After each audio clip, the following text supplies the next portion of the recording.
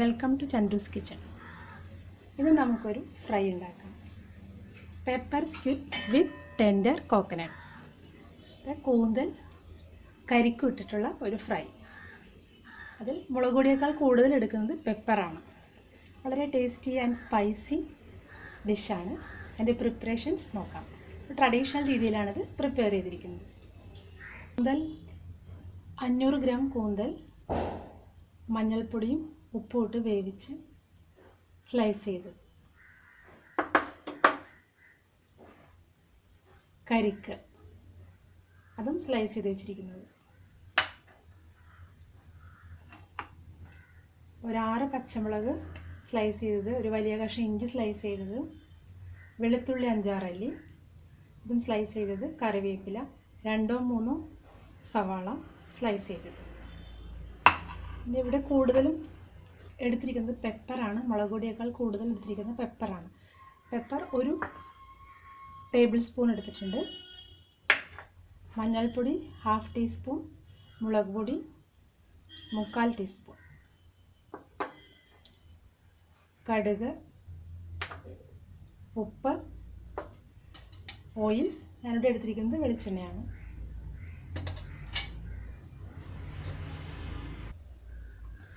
സ്റ്റൗവിൽ പാൻ വെച്ച് അതിൽ വെളിച്ചെണ്ണ ഒഴിച്ചിട്ടുണ്ട്. ചൂടായിട്ടുണ്ട്. ഇതിലേക്ക് കടുക് ഇടും.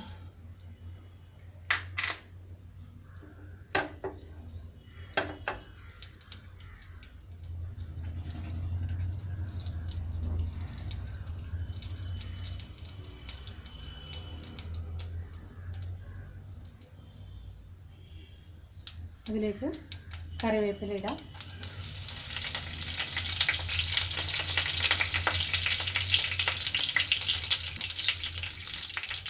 ഇവിടെ നമ്മൾ എടുത്ത് വെച്ചിരിക്കുന്ന ഈ ഇൻഗ്രീഡിയൻസ് എല്ലാം: സവാള, പച്ചമുളക്, ഇഞ്ചി, വെളുത്തുള്ളി.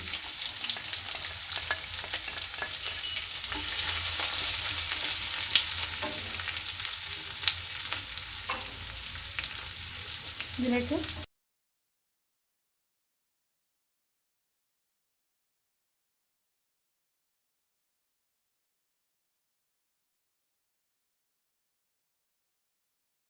ഇനി നമുക്കിതിലേക്ക് പൊടികൾ ഇട്ട് കൊടുക്കാം. മുളക് പൊടി, മഞ്ഞൾപ്പൊടി, ഫ്ലെയിം ഒന്ന് ലോ ചെയ്തിട്ട് വേണം. പെപ്പറാണ് ഇവിടെ കൂടുതൽ ഇട്ടിരിക്കുന്നത്.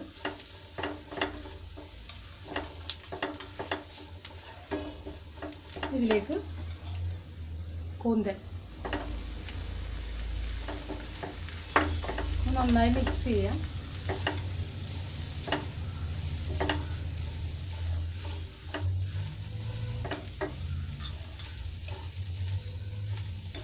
ഉപ്പ് നമ്മൾ ആദ്യം കൂന്തൽ വേവിച്ചപ്പോൾ ഇട്ടിട്ടുണ്ട്. അപ്പോൾ വേണമെങ്കിൽ മാത്രം ഉപ്പ് ചേർത്ത് കൊടുത്താൽ മതി. സവാള വഴറ്റുമ്പോഴും ഉപ്പിട്ടിട്ടുണ്ട്. ഇനി ഇതിലേക്ക് നമുക്ക് കരിക്ക് ചേർത്ത് കൊടുക്കാം. ഇവിടെ ഞാൻ എടുത്തിരിക്കുന്ന കരിക്ക് കുറച്ച് സോഫ്റ്റ് ആയതാണ്.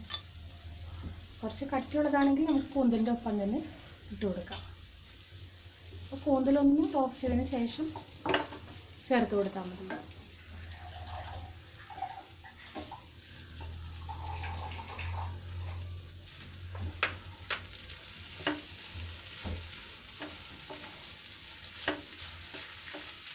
ഈ ഒരു മീഡിയം ഫ്ലെയിമിൽ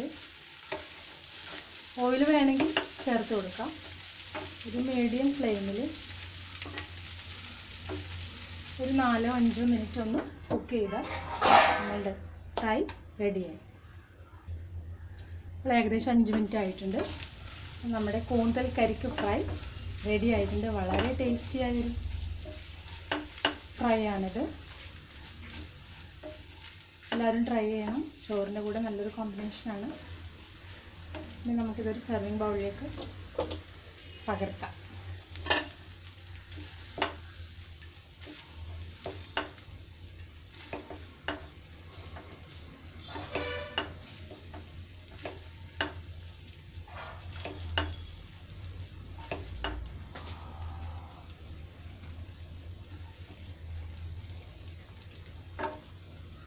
കൂന്തൽ കരിക്ക് ഫ്രൈ സെർവ് ചെയ്യാൻ റെഡി ആയിട്ടുണ്ട്. Enjoy the recipe. Don't forget to like and subscribe. Thank you.